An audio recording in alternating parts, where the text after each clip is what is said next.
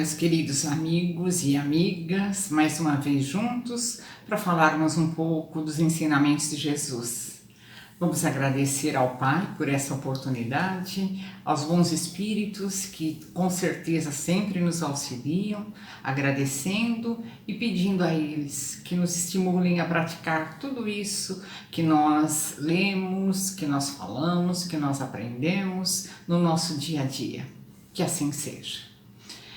E hoje nós vamos falar sobre um livro Laços de Afeto, da irmã Cidufo, especificamente o capítulo 6, que trata da habilidade essencial, uma habilidade que todos nós devemos ter. É difícil de conquistá-la? Sim, mas não vamos persistir, não é?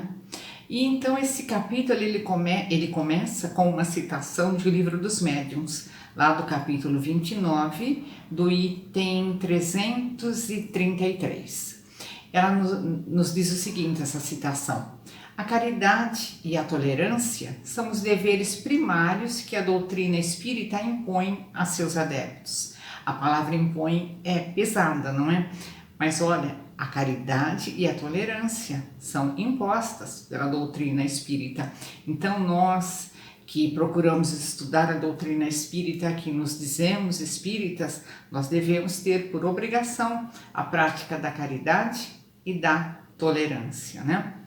E aí então nós paramos para pensar um pouquinho. Falou-se em caridade e tolerância, então nós paramos para pensar um pouquinho e nós começamos a perceber aquele exame meticuloso que nós fazemos dos erros alheios. Nós somos caridosos, nós somos tolerantes, não é? E essa habilidade para reconhecer os erros alheios não é de hoje não, ela já vem de outras vidas, né? Essa habilidade nos conferiu então uma ampla capacidade de analisar as imperfeições do próximo. Nós somos craques, né? Em descobrir, em identificar o erro do próximo. Aquilo que ele faz de bom não nos interessa, mas o erro nós colocamos para cima, não é? E hoje, graças a essa habilidade que nós temos de avaliar sempre a conduta alheia, nós somos exímios juízes, nós somos exímios psicanalistas dos outros, não é?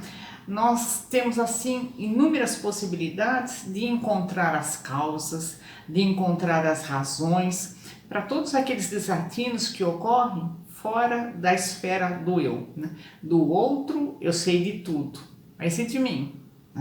O outro comete qualquer coisa errada, qualquer ato falho, eu já identifico. E eu não faço a mesma coisa? Ou talvez até pior?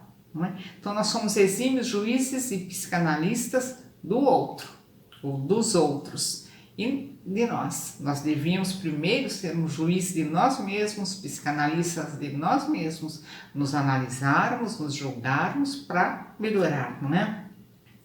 E o que se torna lamentável é não utilizarmos tal recurso, né, de identificar lá, para reerguer e para auxiliar no aprimoramento do próximo, né? Porque habitualmente nós sempre usamos esse conhecimento que nós temos para destacar o lado ruim, para destacar o lado amargo de tudo e de todos.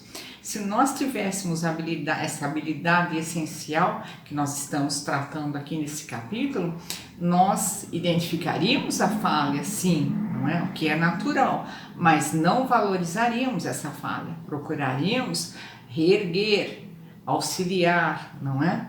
Se fôssemos na acepção correta de psicanalista e de juiz, identificar o problema para ajudar e não para alardear esses atos não tão agradáveis das pessoas que nós conhecemos, que convivem conosco, né? A maioria dos homens, nas experiências carnais, todos nós, né, detém-se nos ângulos sombrios das criaturas. Isso é uma atitude comum. Adoramos falar mal do outro, né? Quando nós temos alguma oportunidade de falar bem, nós ficamos quietos, né? Por que será? Vamos parar e pensar um pouco, né? Eu não falo bem porque eu não consigo ser tão boa quanto aquela pessoa, então eu procuro detratá-la, denegrir para que eu sobressaia. Vamos parar e pensar, né? Porque a doutrina espírita, ela espera de nós, os aprendizes espíritas, maior lucidez nas nossas ações, mais caridade e tolerância. Lá do capítulo 29 do livro dos Médiuns. A caridade e a tolerância são virtudes impostas, princípios impostos pela doutrina espírita, né? E o nosso desafio enquanto discípulos, enquanto aprendizes, é saber mantermos-nos afetivamente focados sempre no bom, sempre nas qualidades, nos instantes bem-sucedidos de alguém, mesmo que a gente tenha, assim, inúmeras possibilidades de perceber as imperfeições e as mazelas dos outros. Todos nós temos o lado bom e temos o lado ruim, não é? Então nós, como discípulos, aprendizes espíritas, a nossa obrigação, o nosso dever é nos manter focado no lado bom. Percebemos alguma coisa boa? Vamos fazer com que isso aflore, né? Vamos alardear o bom, né? As qualidades, tá? Mesmo que a gente saiba que aquela pessoa tem inúmeros defeitos, tem inúmeras mazelas, né? Mas vamos incentivar, né? Dar à luz, dar a conhecer o que é bom, né? Essa qualidade que nós chamamos de indulgência, que é a habilidade essencial que nós tratamos nesse capítulo que está lá no livro Laços de Afeto da Hermance Dufour, né? Então vamos ser indulgentes. Percebemos na pessoa algo negativo, não vamos alardear. Vamos procurar o que é de positivo. Esse sim, vamos trazer ao conhecimento, trazer à luz, estimular, não é? Porque a pessoa sendo estimulada a fazer o bem, a que outros conheçam que ela fez de bem, ela vai deixando aquela atitude negativa e se sentindo melhor fazendo as coisas boas, né? Então, indulgência é a habilidade que colocamos como essencial diante dos imperativos da convivência social. Todos nós precisamos ser indulgentes, porque todos nós temos essa convivência social. É dentro da nossa família, nós convivemos com outras pessoas e todos diferentes. Dentro do nosso trabalho, nós convivemos com pessoas diferentes. Dentro do nosso círculo religioso, mesmo sendo um círculo religioso onde as pessoas comungam dos mesmos princípios, mas as pessoas são diferentes. Então nós temos que usar de indulgência nesse convívio social, tá? Porque como somos diferentes, o que é defeito para mim pode ser qualidade para outra pessoa, ela ainda não entendeu, e vice-versa, não é? Então, indulgência é a habilidade essencial quando nós temos também como meta primordial nossa a própria paz, o progresso dos grupos que estão sob nossa tutela ou nos quais nós oferecemos a nossa colaboração. O grupo que está sob a nossa tutela, exemplo, a família, né? Nossos filhos, né? Nós somos responsáveis por aquele grupo. E tem também outros grupos que nós não somos responsáveis, mas nós oferecemos a nossa cooperação. Um grupo religioso, um grupo de assistência social, um grupo musical, né? Um exemplo. Então, a indulgência é uma habilidade essencial se nós queremos a nossa paz e o progresso dos grupos aos quais nós pertencemos. Por quê? Nós temos que ser tolerantes, nós temos que ver o lado bom das pessoas e não só crítica, não só destacar o que é nocivo, o que é negativo, né? Porque na nossa vida nós sempre encontraremos motivos para ofensa, nós sempre vamos encontrar motivos para recriminação. A transferência de culpas, é tão fácil fazer isso, né? E dá uma satisfação tão grande quando eu consigo transferir uma culpa que é minha, mas eu quero imputar essa culpa para outra pessoa, né? Então, no nosso mundo, é muito fácil a gente ter motivos para ofensa, para recriminação, para transferência de culpas, para depreciar a movimentação alheia, para rebaixar o outro, né? Nós temos, assim, uma facilidade enorme. Agora, o contraponto, né? O lado contrário, compreender, estimular, perdoar, reconhecer os valores alheios, dividir responsabilidades, apoiar, orientar, ser afetuoso, tudo isso é muito trabalhoso, dá muito mais trabalho. Ofender é vapt-vupt, né? 2 palavrinhas nós arrasamos. Agora, Vamos ver o contraponto, compreender, estimular, perdoar. Nossa, dá um trabalho, reconhecer o valor alheio. Por que eu vou reconhecer o valor dele? Eu acho que eu sou melhor, não é? Dá muito mais trabalho, né? Apoiar, orientar, ser afetuoso, tudo isso demanda trabalho, demanda tempo, e nós somos mais imediatistas, né? Então, indulgência é a habilidade que qualifica o homem com abundante inteligência emocional. Então, se o homem já atingiu um certo grau dessa inteligência emocional, ele é uma pessoa sensata, ele é uma pessoa mais esclarecida. Então a indulgência já faz parte do caráter dele. Ele entende que as pessoas são diferentes. Então por que ele vai criticar? Ela está naquele estágio, mas vai chegar no melhor, né? O que eu puder fazer para ajudar, eu vou fazer. Mas para criticar, para botar para baixo, para denegrir, não. Então esse homem, ele tem uma inteligência emocional já bem mais adiantada, né? Acrescida desses valores. O coração, quando focado no aspecto sublime da vida, ele torna a alma generosa, atraente, né? E cuja irradiação é de aceitação e de acolhimento. Então a gente percebe as pessoas que já têm esse coração mais focado nos aspectos mais sublimes da vida. São pessoas generosas e a gente percebe essa irradiação de aceitação, de acolhimento, né? Nós encontramos essas pessoas na nossa vida e nós não temos assim pudor nenhum em pedir um conselho, em abrir o nosso coração. Por quê? Porque nós sabemos que aquela pessoa, ela vai nos ouvir e não vai nos julgar, como falei lá, né, que nós somos exímios juízes e psicanalistas. A pessoa não vai usar desse recurso. Ela vai ouvir e o que ela puder fazer para ajudar, que estiver ao alcance dela, ela vai nos aconselhar para isso, sem nenhum tipo de crítica, né? O que ela puder fazer de bem, ela vai fazer, mas sem a crítica, sem o lado negativo. E como que nós podemos ser pessoas assim também, né? O que eu posso fazer para ajudar o meu irmão? O que eu posso fazer para melhorar isso ou aquilo, não é? Seguir Jesus. Jesus, como sempre, é o nosso modelo. Então, em qualquer situação, com qualquer conversa, com qualquer pessoa, o que eu posso fazer para ajudar? Não sei aonde que eu vou correr, não é? Para onde que eu vou, aonde que eu vou me segurar para fazer isso ou aquilo, né? Ter base para isso. Como Jesus faria, né?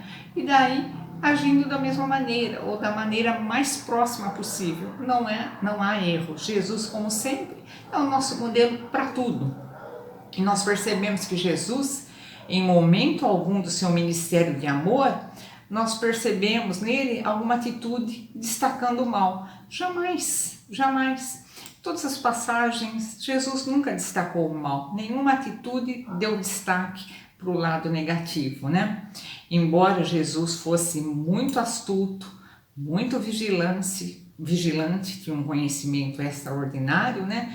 Ele sabia sempre onde o mal se ocultava, ele sabia onde o mal estava, onde o mal se escondia, mas ele procurava erradicar esse mal, tirar do caminho, sem evidenciar, né? Ele tirava esse mal do caminho sem dar destaque para ele. Ele era muito astuto, muito vigilante, né?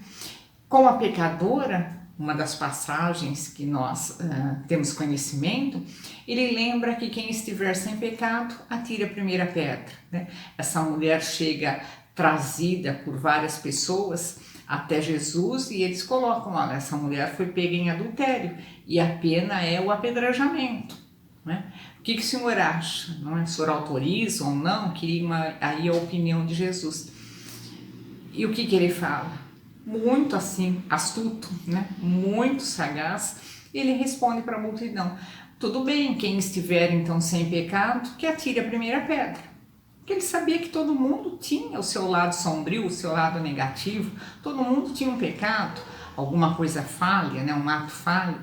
Daí as pessoas começaram a pensar, né? Nossa, eu não posso atirar, já estavam lá com as pedras nas mãos e foram depositando as pedras no chão e virando as costas, indo embora. E daí Jesus se vê sozinho com aquela pecadora. Ele também não condena, ele não passa nenhum tipo de sermão, né? Não destaca o mal, ele simplesmente diz a ela: ninguém te condenou, vá e não peques mais, né? Vá e mude de vida, não faça mais o que você estava fazendo até agora. Ele não fala que é ruim ou não, mas não destaca o mal em momento algum. Não, esse é o caso da pecadora. Com aquele paralítico de Cafarnaum, também ele não pergunta como esse paralítico se algemou lá para o leito, ele simplesmente perdoa os pecados daquele paralítico, né? Não, daqui para frente seja diferente, tá? Com Pedro, Jesus antecipa a sua negação num clima pacífico de alerta. Jesus sabia que Pedro ia negá-lo por 3 vezes, não é?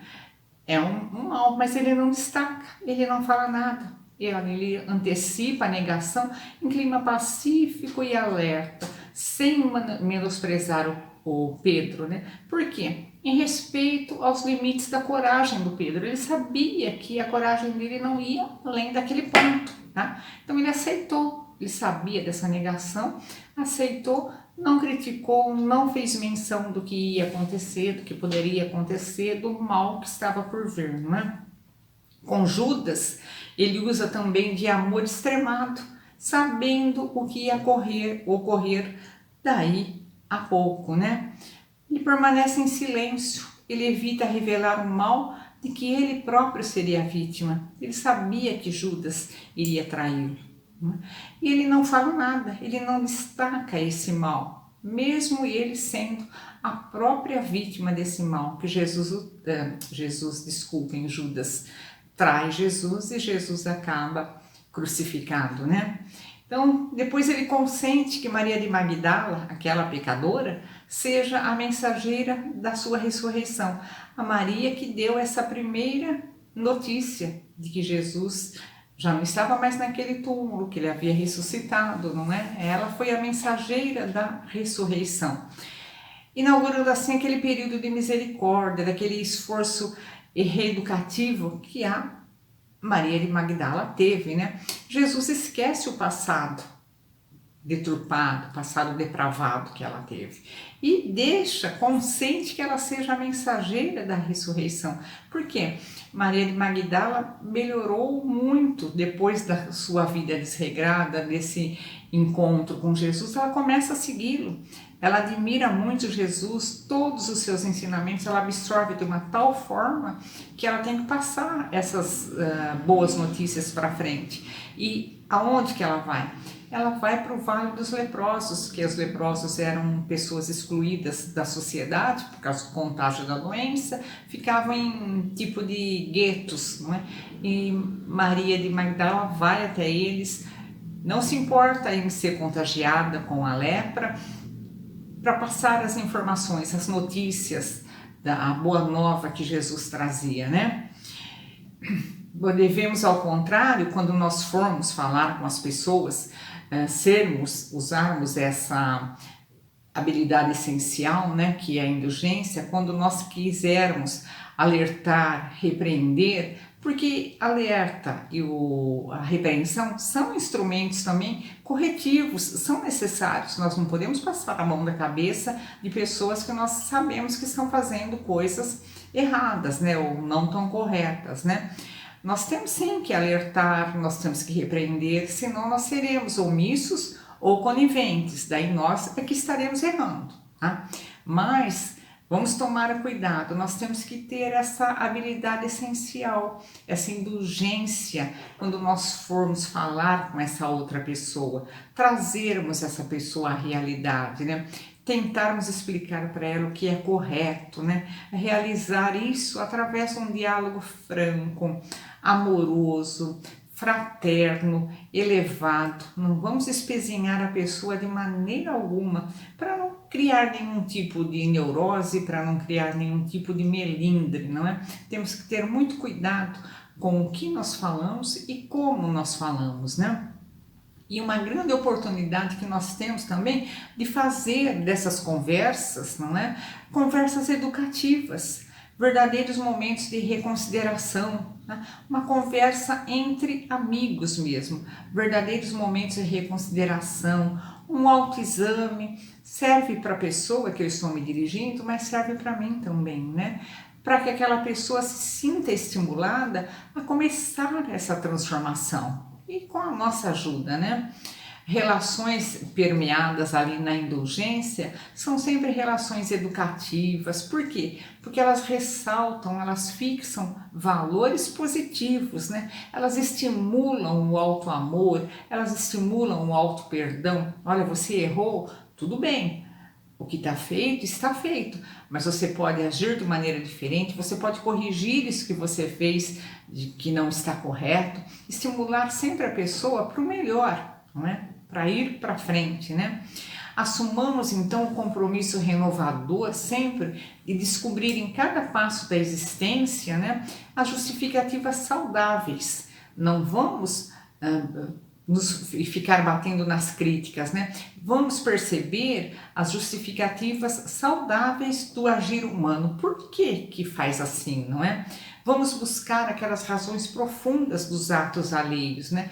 Vamos tentar penetrar ao menos, no íntimo daquelas lutas espirituais de cada criatura que cruza o nosso caminho. Todas as criaturas que cruzam o nosso caminho têm um sentido, nada acontece por acaso. Ou nós temos que aprender com essa pessoa, ou nós temos que ensinar alguma coisa para essa pessoa. E a mesma coisa o outro. Ele está aprendendo alguma coisa conosco ou está ensinando alguma coisa conosco, né? Então vamos buscar as razões por que a pessoa tem aquele tipo de atitude, né? Vamos penetrar nas suas lutas mais íntimas para tentar entender da maneira mais cordial possível, né? Vamos nos colocar na condição de enfermeiros, de socorristas. Vamos dar a primeira chegada, né? O que o socorrista faz? Ele não pergunta quem é, o que não é, por que aconteceu, como aconteceu. Ele vai curar a ferida primeiro, estancar o sangramento, vamos assim dizer. Depois ele vai perguntando as causas, né? Então nós temos que ser assim, ó, vamos nos colocar naquela condição de enfermeiro que faz o primeiro atendimento, daquele socorrista que faz aquele primeiro atendimento. A nossa disposição qual que é? Atender, não julgar, não criticar. Primeiro atendimento, vamos atender, remediar, prevenir enfermidades, né, com as quais essas enfermidades nem mesmo os seus portadores conseguem avaliá-las com lucidez.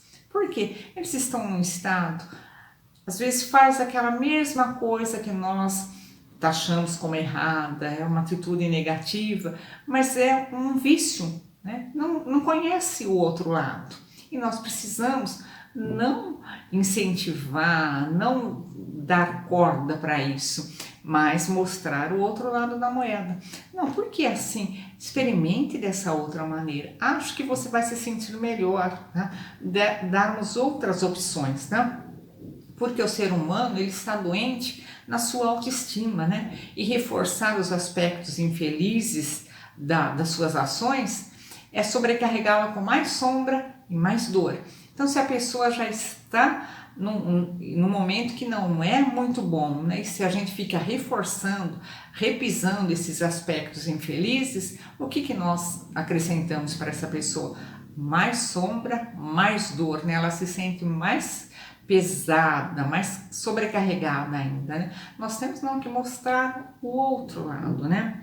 Então, nos grupos de nossa ação, vamos estar sempre atentos a esses lances, né, na escola dos relacionamentos. Vamos perceber se a pessoa está mais deprimida, nem tanto, e vamos tentar ajudar, vamos dar esse primeiro socorro. Se a pessoa se interessar e quiser mais, nós temos o atendimento especializado, né? Vai acrescentando só, né?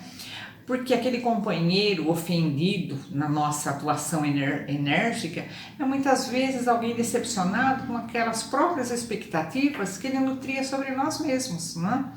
Então vamos auxiliar com cortesia sempre, com generosidade, né? E se essa pessoa recusar a oferta, né, vamos seguir adiante, né? Sem achaques, sem nenhuma atitude de constranger aquela pessoa, não é? Sem nos acharmos superiores. Oferecemos, a pessoa não quis aceitar, vamos seguir a nossa vida. Amanhã, quem sabe ela reflete e volta a procurar. Nossa, eu acho que eu estou precisando mesmo daquele apoio, né? E nós devemos aceitar, então, o comportamento inconstante das pessoas. As pessoas mudam, né? Nós mudamos, né? Vamos aceitar esse comportamento inconstante, porque nós estamos ainda num mundo de provas e expiações. Nós temos que ter a firmeza, mas ainda é difícil, né?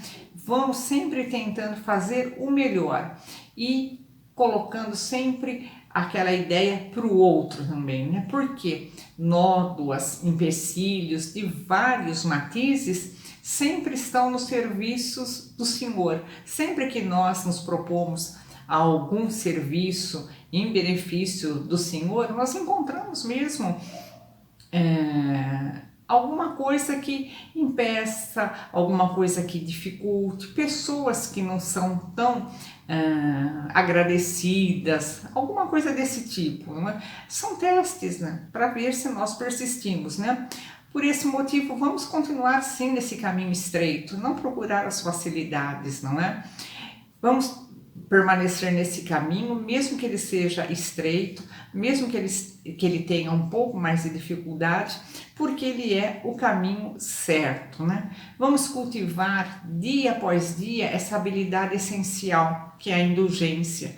E nós vamos perceber, né, uma vida nova. Se nós formos indulgentes, a gente vai perceber, vamos ver o mundo com outros olhos. Essa vida nova, com mais abundância de bênçãos. Porque quando nós reconhecemos alguma coisa boa, nós começamos a reconhecer outras, os nossos olhos se abrem, né? Não vamos ficar presos a fixações enfermiças, negativistas, de modo algum, né? E Irmã Cidufu, então, para terminar, ela nos deixa a seguinte colocação: sede indulgentes, meus amigos, porquanto a indulgência atrai, acalma, ergue, ao passo que o rigor desanima, afasta e irrita, né? Então, vamos exercitar essa habilidade essencial, a indulgência. Um abraço para todos e até a próxima oportunidade. Olá, amigos. Mais uma vez juntos, refletindo sobre o Evangelho, sobre os ensinamentos do Mestre, sobre essa doutrina maravilhosa, o qual Kardec tem nos proporcionado através do seu trabalho, do seu esforço. E mais uma vez, nesta oportunidade, nós temos nosso tema, Porta Larga e a Porta Estreita. Dentro desse tema, onde esse tema foi retirado do Evangelho segundo o Espiritismo, capítulo 18, no item 3 e 4, Porta Estreita. O capítulo 18, ele fala, tendo como tema principal, muitos são os chamados e poucos os escolhidos. E dentro desse capítulo, nós encontramos o título, A Porta Estreita, e é o que nós vamos refletir nesse momento, nessa oportunidade. Como todas as escolhas, ou como a nossa vida é feita de escolhas, nós também, durante essa reflexão, vamos nos atentar para as nossas escolhas.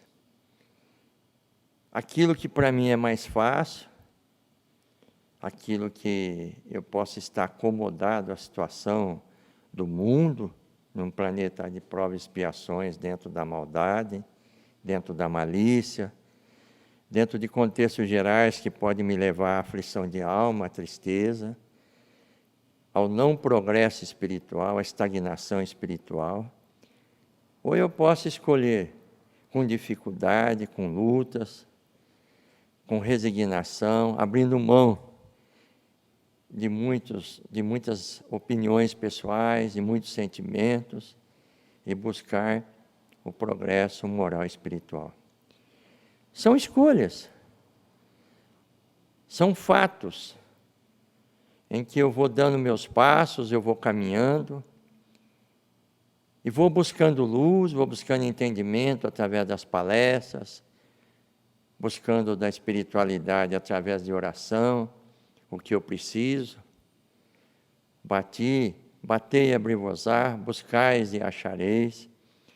Então eu tenho aonde buscar, eu tenho aonde aprender, eu tenho aonde, na verdade, uma biblioteca infinita no plano espiritual, onde todos os assuntos me vêm de forma de intuição a cada momento, a cada intuição.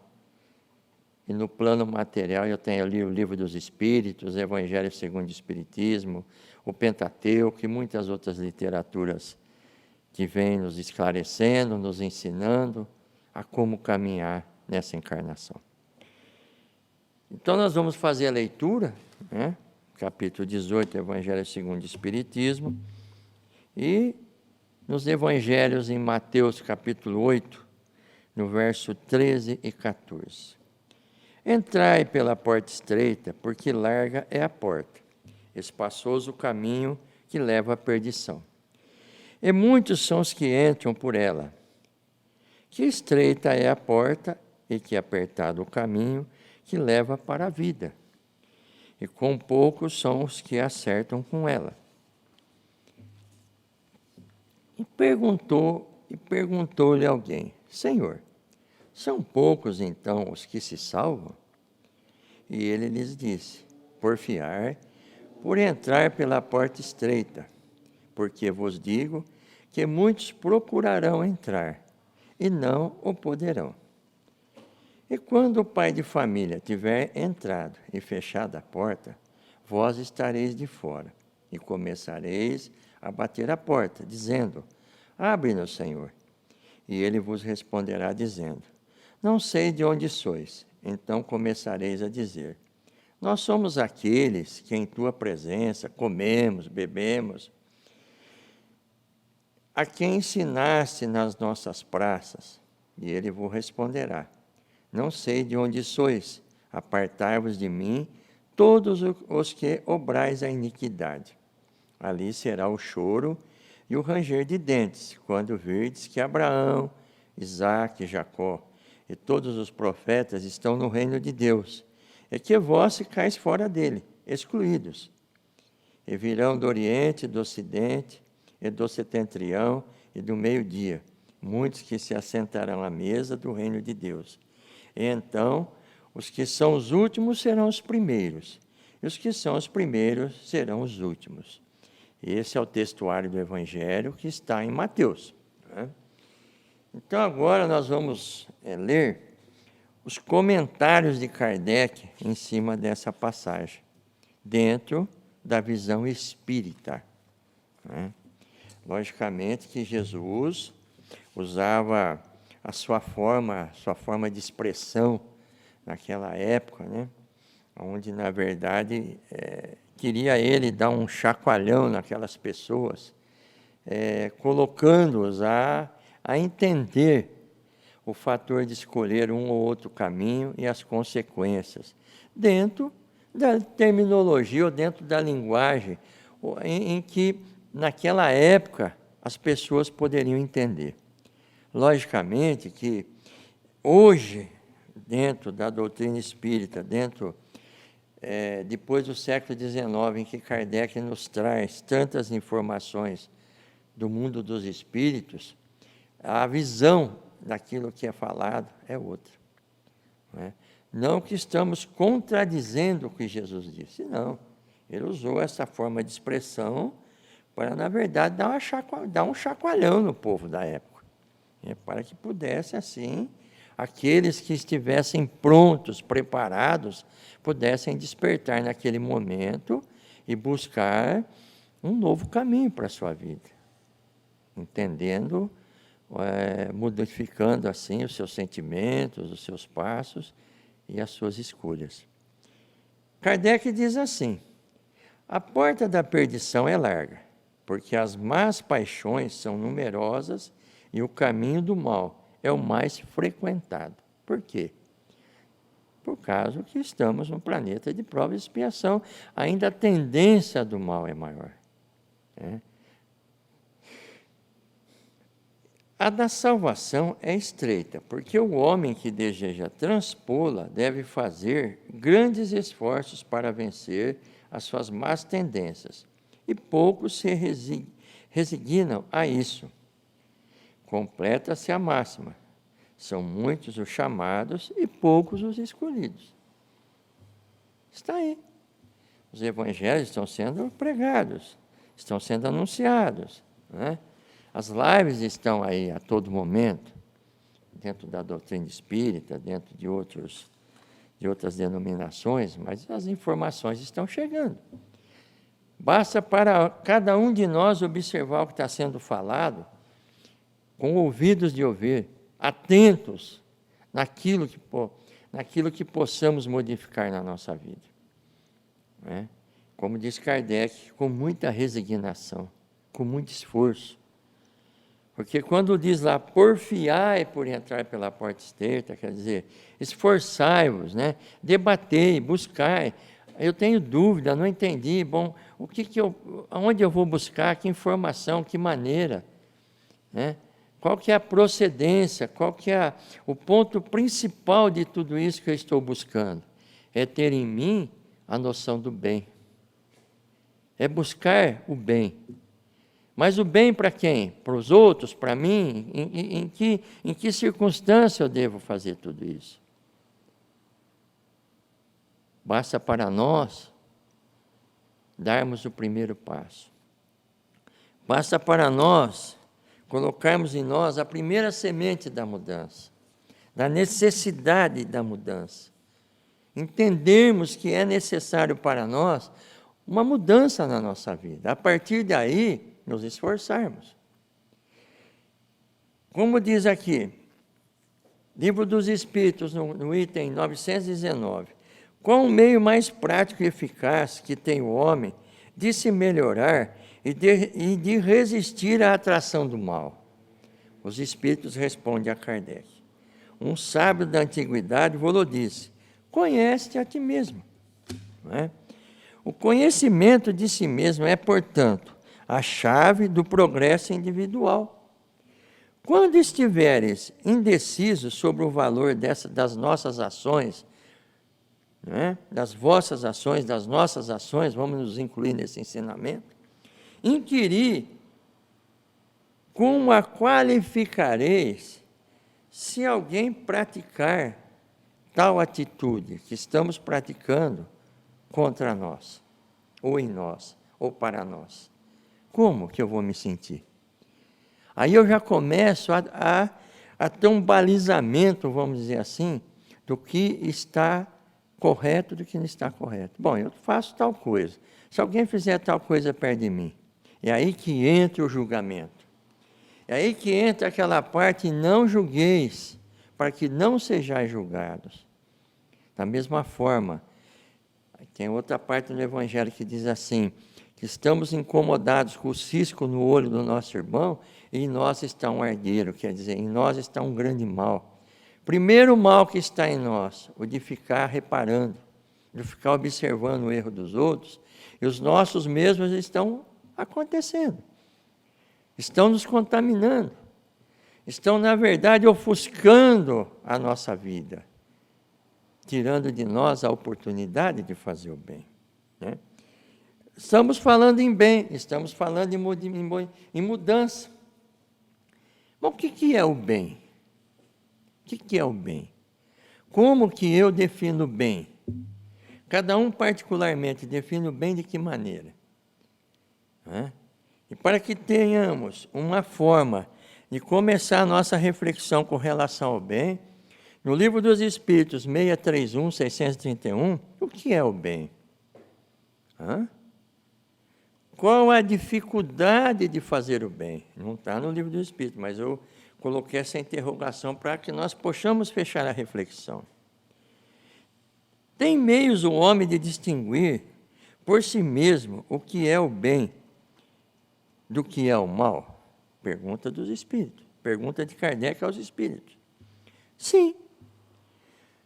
Quando crê em Deus, primeiro ponto, quando crê em Deus, e o quer saber Quando crê em Deus e o quer saber. Quer saber o quê? O que é o bem. Não basta dizer eu creio em Deus, mas eu não quero saber o que é o bem. Porque eu estou numa zona de conforto, né? Eu creio em Deus, eu sei da existência de Deus, da necessidade de Deus na minha vida, né? E quando eu sei da necessidade de Deus na minha vida, é quando as coisas apertam na minha vida. É quando eu lembro de Deus. Ou numa enfermidade, uma dificuldade, um desemprego, uma aflição, oh meu Deus, né? Então aí eu lembro de Deus. Agora, quando eu quero saber o que é o bem, de que maneira eu vou praticar o bem, e o que eu preciso abrir mão na minha vida com relação a sentimentos, a forma de vida que eu venho trazendo para praticar esse bem, e consequentemente ir me estreitando para poder entrar nessa porta estreita, ou poder, na verdade, estar dentro dessa forma de porta estreita, aí começam as contradições, aí começam as dificuldades, aí começam os combatimentos, né? Por isso, irmãos, o Espiritismo nos ensina, passo a passo, degrau por degrau, não é? Não vamos aqui criar processos de conversão momentânea, não. A semente de mudança, não vamos dar o nome de conversão, a semente de mudança, de transformação, ela nasce em nós a partir do momento que eu sinto um beliscão interior e digo assim, eu preciso modificar minha vida. É o momento. Ah, mas eu vou esperar, a hora que eu estiver bem materialmente, né? Vou curtir a vida, a hora que eu estiver mais velho. Né? E aí, será que vai dar tempo, não é? Será que vai dar tempo?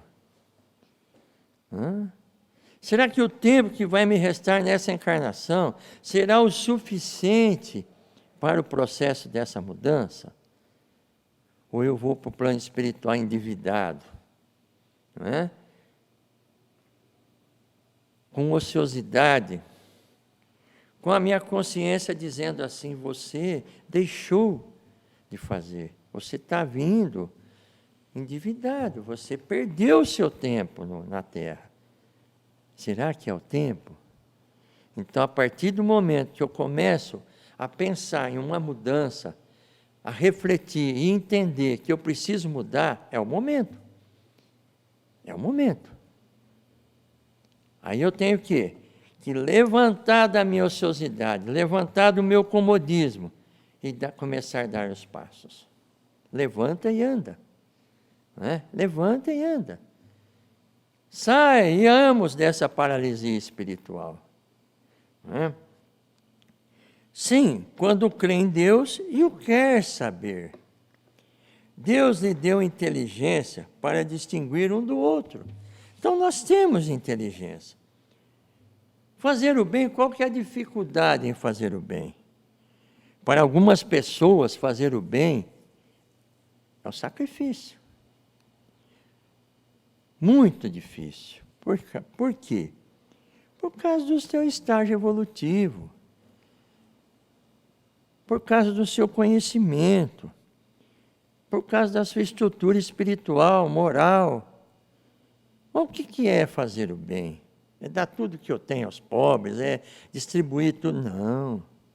Fazer o bem é buscar os melhores dos sentimentos. E esse fazer o bem começa numa transformação interior. Quando diz lá, conhece-te a ti mesmo, qual é o ponto básico disso?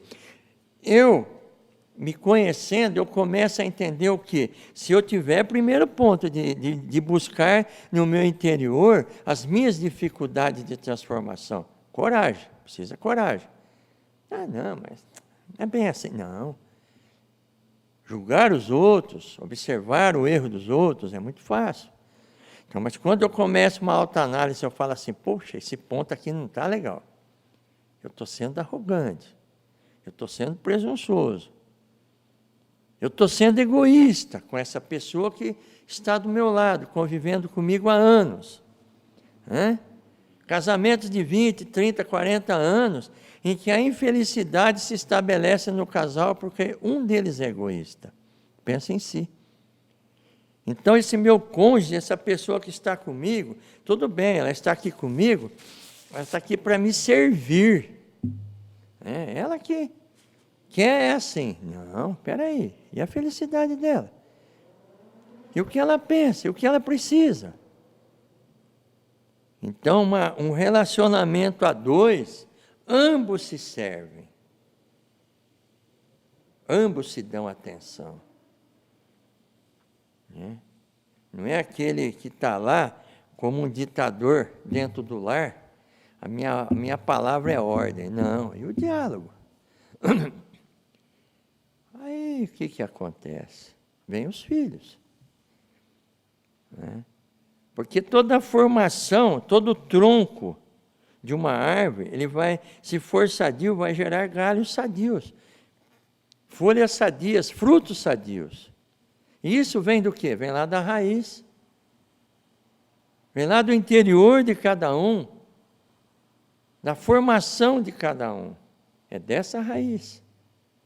Pais amorosos, casais unidos, Então, estão os filhos aí que vão estar despontando na sociedade como pessoas benéficas, pessoas amorosas.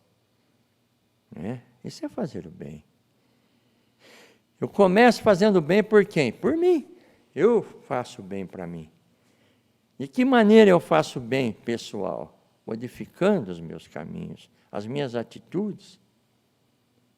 Aí eu deixo de ter aflição, de ter tristeza, de ter angústia. Eu vou começando a sentir alegria, vou começando a sentir paz. Porque o meu padrão vibratório se elevando, eu vou me achegando às esferas espirituais. Eu vou começando a sentir as benécias do bem que estou fazendo, os resultados. E os resultados, irmãos, são imediatos. É com dificuldade? Sim, porque Kardec fala aqui, com dificuldade, com resignação. E muitos têm dificuldade de fazer o bem, não por maldade, mas por falta de conhecimento, de evolução. E o desconhecimento, a ignorância, torna tudo mais difícil. O desprendimento dessa casca de orgulho, porque de repente ele foi formado nesse orgulho, ele foi formado nesse egoísmo. Por isso os pais precisam ter bastante cuidado. Como nós já dissemos, o conjunto familiar é muito importante. Como nós espíritas temos que observar bem isso, que o planeta está se transformando. E toda essa transformação demanda o quê? Esforço de todos.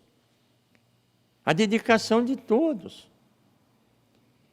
Porfiar por entrar pela porta estreita. Quer dizer, esse estreitamento. E como que eu consigo esse estreitamento? Eliminando mazelas da minha vida, não é? Como nós já falamos, egoísmo, orgulho, arrogância, o perdão, a falta do perdão, o desconhecimento da necessidade de perdoar meu irmão, né? Falta de esforço, comodismo, né? A prática da caridade, né? Então, tudo isso, conforme eu vou eliminando essas cascas, essas arestas, vamos dizer assim, eu vou estreitando. Agora, como diz Kardec aqui, na verdade, será que o pai de família ele tem coragem de fechar uma porta e largar o filho lá fora no tempo? Na dificuldade, na tempestade? Não. Isso é figurativo. Aí a doutrina espírita vem nos esclarecer o quê? Não é numa encarnação, não é numa vida, vamos dizer assim, que eu vou conseguir a mudança ou o estreitamento dos meus erros, das minhas dificuldades, que eu vou me modificar. Não. Por isso, o processo reencarnatório. De uma forma ou de outra, eu vou tirando essas aparas. Eu vou modificando. E quando chegar o tempo, por isso a transformação planetária, a transição planetária, é que vai definir isso aí. E quando verão os profetas, Elias, tantos outros, que diz aqui, os profetas, o que vai acontecer? Eu vou olhar para eles e vou dizer assim, puxa vida, eu não entrei. Não a pessoa dos profetas, Abraão, Isaac, Jacó, não os profetas em pessoa, não, os ensinamentos que eles deixaram. E quando eu me recordar dos ensinamentos, dos exemplos deixados por esses homens que lutaram, que trabalharam para, na verdade, na sua época, mostrar o bem, mostrar a forma correta de procurar servir a Deus dentro do entendimento da sua época, do seu tempo, foram homens que se destacaram buscando o bem. Então, quando eu me recordar desses ensinamentos, quando eu olhar para esses ensinamentos e me lembrar que eu tive essas oportunidades, aí eu vou lamentar. Aí eu vou dizer assim, puxa vida, eu podia ter feito alguma coisa naquela época e não consegui. Então, irmãos, porfiar por entrar pela porta estreita, quer dizer, lutai. Não é? É fácil? Não, é difícil. Vejamos bem a trajetória de Jesus. Veio nos trazer o maior dos ensinamentos. Senhor, perdoa-lhes porque eles não sabem o que fazem. No último instante de vida, ele completa a sua missão dentro dessa frase. Pai, perdoa-lhes porque eles não sabem o que fazem. Dê a eles a oportunidade. Porque ele, na verdade, naquele momento, ele sabia o quê? Que a sua missão estava completa. Que esse evangelho floresceria, brotaria e traria, depois de 2021 anos, nós estamos aqui falando sobre esse evangelho. Algo vivo. Algo que, na verdade, traz para nós o poder da transformação, da virtude. Não de uma forma impunitiva, de uma forma ameaçadora, mas uma forma prazerosa em que eu digo assim, puxa vida, que gostoso, eu vou mudar minhas atitudes, eu vou fazer os momentos da minha vida melhor. Farei melhores momentos na minha vida, porque hoje, quando eu acordo triste, lamentando, lamuriando. Não, eu preciso, quando eu acordar de manhã, e lembrar o quê? Que eu sou feliz. Estou aqui vivo. Estou numa oportunidade, logo no início do dia, mais uma oportunidade de um dia, de fazer o bem, de melhoras no meu caminho. Então é essa a mensagem, irmãos. É essa a reflexão. Nós vamos agradecer a Deus agora por esses momentos, está muito gostoso o assunto, mas o nosso tempo se esgota. Então fica essa mensagem. Larga é a porta que conduz à perdição. Não vamos nos embriagar com as ilusões do mundo, com todas as formas de vaidade, em que a mídia prega grandezas, vanglórias, sabe? Tudo aquilo que mostra ali pessoas bem-sucedidas, pessoas...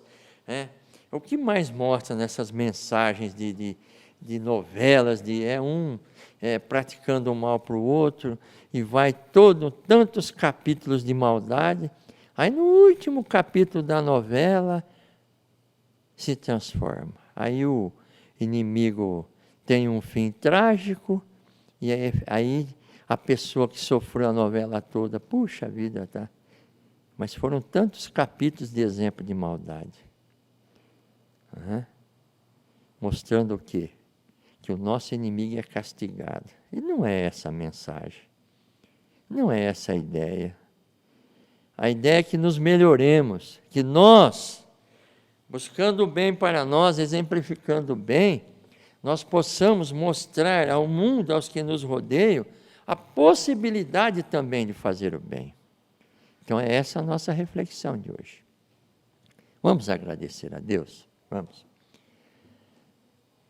Nosso Deus, nosso Pai Celestial, Jesus, nosso irmão maior, cheio de bondade, cheio de luz, o quanto te somos gratos, Senhor, por esses ensinamentos, por essa oportunidade de estarmos aqui reunidos, junto a essas reflexões desse dia, e que possamos, Senhor, doravante, modificar os nossos caminhos, procurando o bem, principalmente, iniciando o bem por nós, dentro das nossas atitudes, os nossos pensamentos, as nossas palavras, para que possamos, de uma forma tão maravilhosa, Senhor, entender que esse bem nos agasalha, tirando de nós toda a frieza espiritual. Esse agasalho espiritual nos transforma, nos modifica e nos faz entender, Senhor, o quanto nós precisamos aproveitar rapidamente os momentos, os minutos, os segundos que temos para modificarmos a nossa vida. Agradecemos e que os lares, as pessoas, os irmãos que nos ouvem, através dessas palestras do dia de hoje, possam refletir no que foi falado. E que uma pequena fagulha do que foi falado, uma pequena semente, como um grão de mostarda, possa germinar e doravante, Senhor, possamos enxergar o quanto a Tua bondade, o quanto o Teu bem, a Tua felicidade está em nossas mãos, a oportunidade e o poder da transformação. Que assim seja.